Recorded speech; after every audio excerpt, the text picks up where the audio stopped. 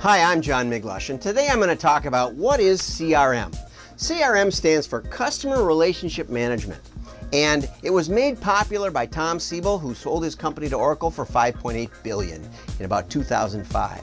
Now, in 1981, we sat down with Amoco Oil and said, hey, you got all these gas stations, and you got all these field salespeople, and they're trying to call on all the gas stations. Wouldn't it make sense to send your salespeople to the gas stations that were worth the most money? Now, before we started, I thought, well, you know, all gas stations look pretty much alike. There's a couple of people there, whatever. Yeah, but when we started analyzing the sales and you start thinking about it, what about those truck stops on I-80? I mean, even in gas stations, there was an 80-20 principle called the Pareto principle. Okay, so back in 1981, we said to Amoco, you know, how can you proportion your marketing budget better to match the sales? Here's what happened. Do you really have a relationship with your customers? Do I, as a customer, have a relationship with my vendors? You know, I go to BP or I go to Mobil or I go to Shell. Do I care? No, I really don't. You know, it's pay at the pump, I don't even know, okay? The truth is. And in most cases, I think of it as a place to buy something. You know, whatever store. I don't think of it as a relationship at all. Maybe you're different, but I don't, okay? And even if it were a relationship, if I come in with a bouquet of flowers and my wife says, what's the occasion? And I say, I'm managing our relationship, well, I'll eat those flowers for dinner, okay? So this whole thing has gotten distorted. So let's go back to what we were coming up with at the beginning. We said, okay, you got all these gas stations. Well, here's the idea. If we have the field sales, which is very expensive, back in those days it was $200 or $300 per sales call. And we say to the field sales, go call on all these people, go call on all the gas stations in your territory. What would happen was, we would have, if this is our best customer, and this is our worst, from the smallest gas station, our marketing budget would go like this, because we got one weapon in our arsenal, and that's field sales. And there's a lot more bad customers than there are good ones. Okay? Now, we did a study for Kohler Engine, and we found out that there was no correlation between the quality or the potential or the actual sales of an account and the number of times a field salesperson called on them. If they were like me, when I was in straight commission sales, I would have an account I'd call on Friday evenings on the way home, so I could leave a little early. I'd have another account I'd call on the way to the golf course on Wednesdays. I'd have another account I'd call on the way to my grandma's house so I could stop for pie and lunch.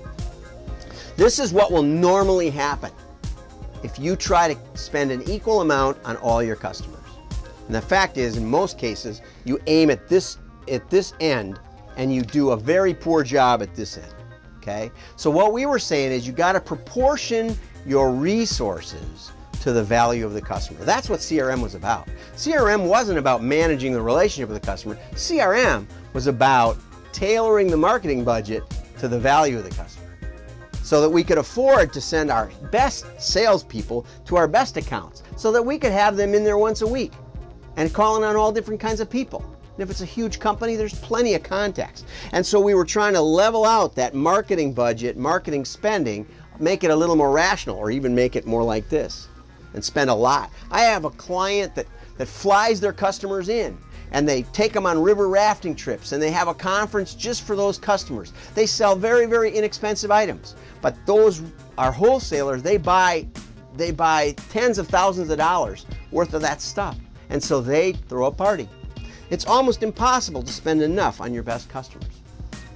So how do you balance this out?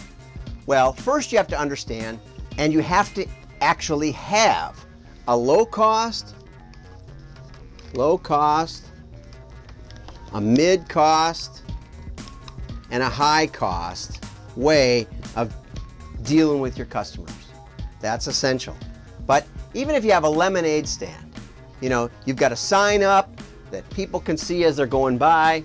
Your average customer comes up, says hello, you say hello back.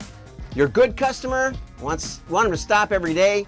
You give them a couple of free glasses every now and then. You give them a donut or something that goes with the lemonade. There's ways to treat different customers differently, okay? And no matter what your business, you can manage this. And it doesn't matter if you're on email or if you think I just email all my accounts. Yeah, well, some of them deserve a phone call from you. And you say, well, okay, so now I got an email and a phone call. Yeah, you know what? Some of them deserve a free sample. Send them something in the mail every now and then. Send them a thank you gift or go visit them. When you're in town, I tell clients who are purely e-commerce, I say, yeah, but when you go to the internet retailer and you're in Chicago, look up in your database, who are my best customers in Chicago? Give them a call, say, I'm stopping by, I got some new products I'd like to run by you. Would you have a few minutes? They will love that, okay? It's very expensive, but you can do it. I was talking with the Jack Miller, the founder of Quill, and I said, Jack, do you think there's enough business in the Chicago metro area just to go around and shake hands with your best customers, just to hire somebody, just say hello. Don't have to ask for an order, don't have to do anything, just pay them to say hello. He said, well, obviously. I said, do you think it'd be worthwhile? He said, oh, no question. I'm sure it would increase the business from those accounts. I said, okay, so then the question isn't, should I have a field sales force, but how many should I have and how do I manage it? And that's where the problem comes in. What happens is that let's go back to the gas station illustration, okay? So we would mail the small gas station, mail them stuff every week, piles of stuff actually happening. But we weren't sure what was going on. We told the salespeople, because they were expensive, we said, you're gonna call on this very primo group, okay? And you're gonna find out what their issues are, what their problems are, you're gonna solve their problems. Well, they didn't. They thought we were going to take this all away. We said, no, we'll give you commissions, and if you want to implement this, give me a call. But I'm not trying to sell you any software. I'm just saying that the potential for miscommunication is very great, because what happens is that the mailing goes out to the customer. So here's a customer out here. Here's a customer you're after. He gets a mailing, he gets a phone call, he places an order maybe, and then all of a sudden the salesman walks in the door and doesn't know about this. Okay, the way it's supposed to work is you highlight a new product, you mail it to him. He goes, hey, that's kind of interesting. The field or the telesales team calls him up and says, hey, what do you think of that new product? And he says, I'd like more information on it. In fact, I think I could buy some, send the salesperson. The message goes down here to the salesperson, and he comes out and visits him. Okay, then he goes back, he says, you know what? He's not ready to buy right now. He's very interested, but in 2 weeks or 2 months, give him a call again. Okay? That is the software that manages this process. When I searched on CRM, I found 8 out of 10 of the videos were about software that would help you hold this all together. And there's plenty of great software. But what they've lost is they've lost a point. It's very difficult to model and anticipate what that customer is going to want. The best way is to ask them every now and then, okay? To touch them every now and then with an email or a call or a visit. That's the best way. One of my clients yesterday said, he who shows up wins. That's what he learned in sales probably in the 80s, okay? And I agree with him. So the question is, how can you show up? The only way you can show up as your company grows, the only way you can fund growth is to proportion your marketing to the actual or potential sales of that customer.